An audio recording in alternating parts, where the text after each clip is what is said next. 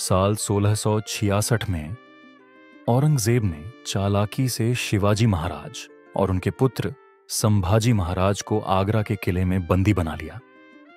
यह मुगलों की एक बड़ी साजिश थी जिससे वे मराठों की शक्ति को समाप्त करना चाहते थे।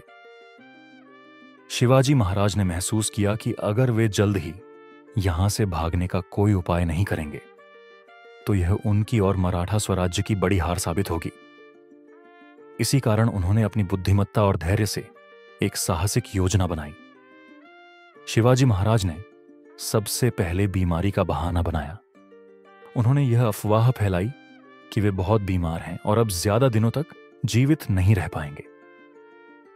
मुगलों ने भी इस पर विश्वास कर लिया और उनकी निगरानी कुछ कम कर दी। धीरे धीरे उनके पास मिठाई और फलों की टोकरियां भेजने की अनुमति मिल गई। उनके विश्वास पात्र सेवक मदारी मेहतर और हिरोजी फरजंद ने इस योजना में उनका साथ दिया। कुछ दिनों तक वे असली मिठाइयां और फल बाहर भेजते रहे ताकि सैनिकों को किसी तरह का संदेह न हो। फिर एक दिन उन्होंने शिवाजी महाराज और संभाजी महाराज को उन्हीं टोकरियों में छिपाकर बाहर भेज दिया। टोकरी के ऊपर फलों और मिठाइयों की परत रख दी गई ताकि किसी को शक न हो।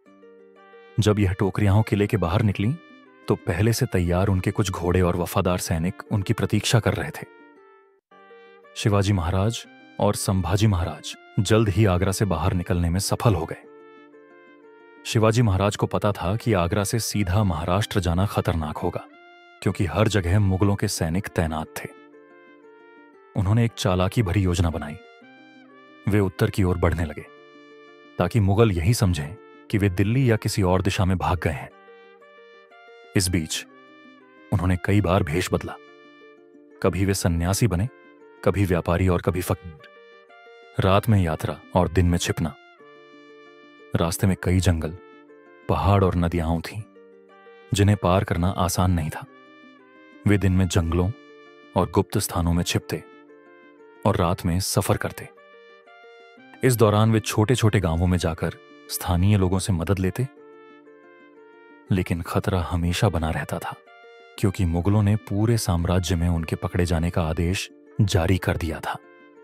मुगलों को भ्रमित करने के लिए चालाकी।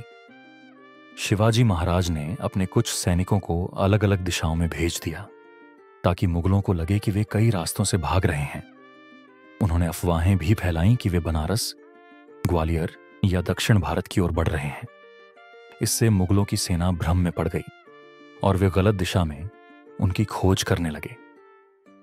लगभग 22 दिनों के कठिन और रोमांचक सफर के बाद शिवाजी महाराज और संभाजी महाराज महाराष्ट्र की सीमा के पास पहुंच गए। जैसे ही उनके समर्थकों को इस बात की खबर मिली, वे उन्हें सुरक्षित रायगढ़ किले तक ले गए। वहां पहुंचते ही पूरे मराठा साम्राज्य में उत्साह की लहर दौड़ गई।